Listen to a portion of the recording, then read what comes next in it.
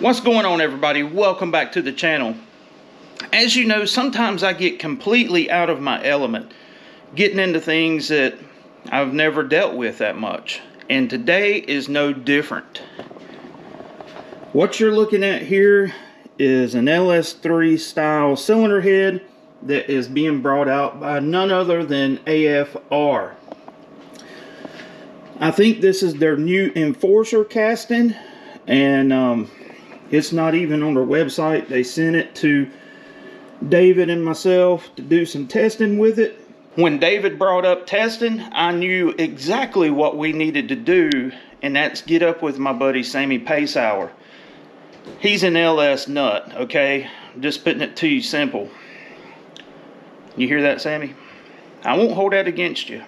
But anyways, so what we're going to do is we're going to put this cylinder head through the paces, and then we're going to do something a little bit different. Once we get the flow numbers here off of the flow bench, they're going on Sammy's truck.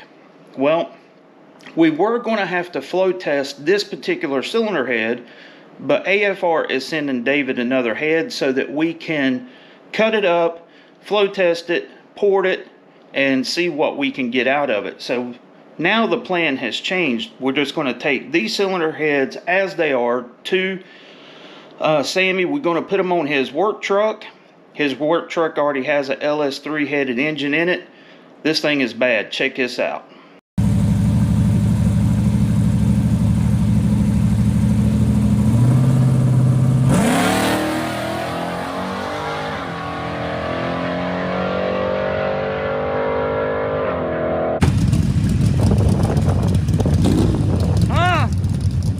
Running good, ain't she? Not too bad for some junk. 105 on that one. I seen that. Yeah. Where'd you shift it out? I don't even remember. 142 again. You picked up. I tried on the tree and they said I tried too hard. It reacts faster now. What'd you think about that? I mean, this thing goes 650s on motor like it's nothing in that S10. Pretty phenomenal if you ask me.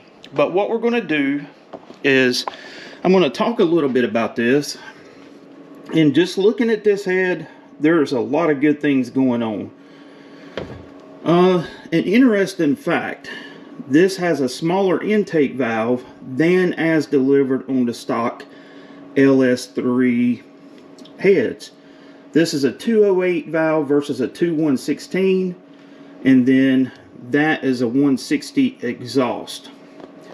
The exhaust port looks really good on this head, and according to Sammy, that's where the problem is on these heads, is getting the exhaust out.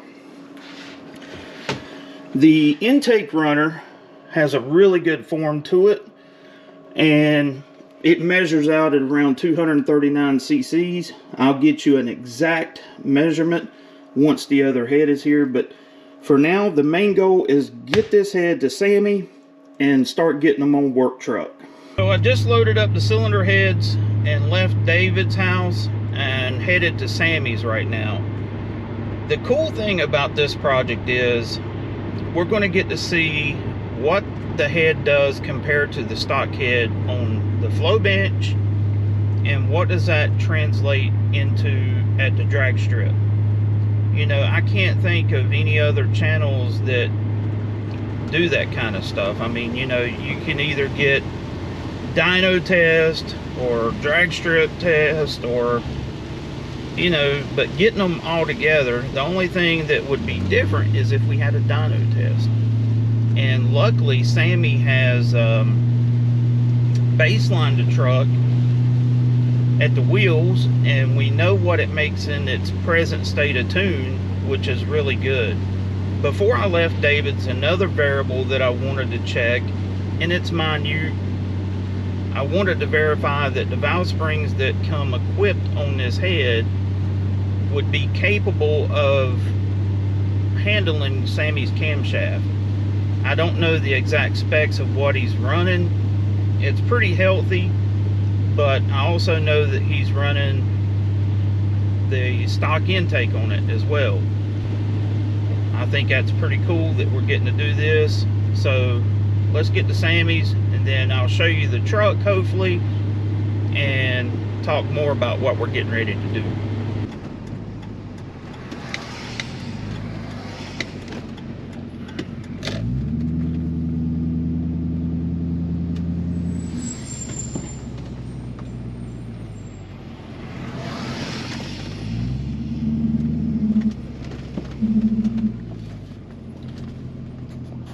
What's up, LS boy? How's it going?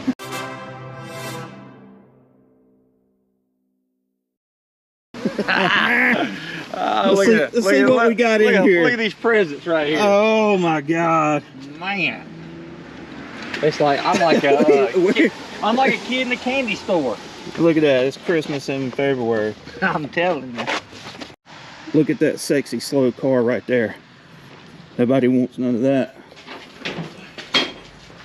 So this is the work truck, folks. Yeah, this. If you look at this bed, this truck is the work truck. Look right here. Look at these. The work truck. Look, it's got a decent paint job on it, but you know how many LS motors I've hauled in the back of this thing? I seen that bolted in the back a while ago. I've had three LS motors in the bed of this at one time. I used to have a fuel cell in it. Right. Took it out years ago, but this thing has legit been a work truck for years.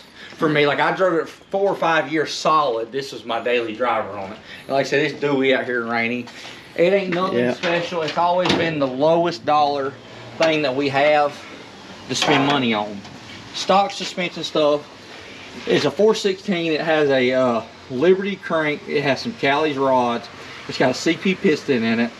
It's the heads are stock ported head. They're just stock ports on the head. The heads have been decked because the last motor was a low compression piston. So I'm pretty sure we took 40 thousandths off of it. We're going to measure them because we're going to make those the same. Yeah, so Sammy and I were talking to make this as much of a A/B test as possible. As soon as he gets these heads off, we're going to CC the chambers, find out what they are, and then we're going to shave the AFRs to match. That way we eliminate that variable. We're going to eliminate it. But like I said, it's a stock PCM. I'm going to send it. Nigel has always done my tuning. So Nigel STST, yeah, Nigel STST is his YouTube channel. I'll put it in I'm the saying channel. about small tire for some reason. But it's Nigel STST is his YouTube channel. But he's the one that always does my tuning. It's a stock computer. Like I said, the wiring harness ain't nothing pretty. It's got a little bit of nitrous on it with a little plate on it. So what's the fastest this truck's been? The fastest it's been has been a 625 at 111 is what it runs on the gas. And that's because with the stock suspension, like I said, this thing has Monroes on the front of it. I mean, it is legit. No suspension to it other than having cow tracks on it and an 8.8 under it.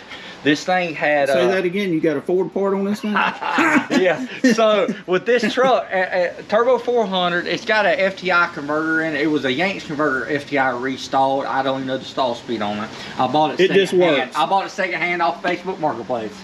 It just works, folks. So like I said, this thing right here has just been like a little street truck. Honestly, it started out, it was my wife's brother's truck. He burned up in a house fire back in 2004. It had a small block Chevrolet in it.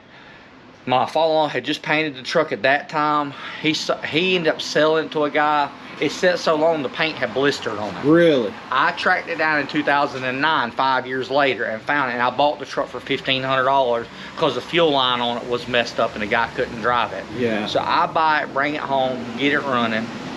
Ended up taking it to the track. It run 8.0s. It had aluminum headed 355 on it.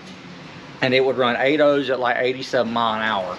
And then I decided to mess with this LS stuff.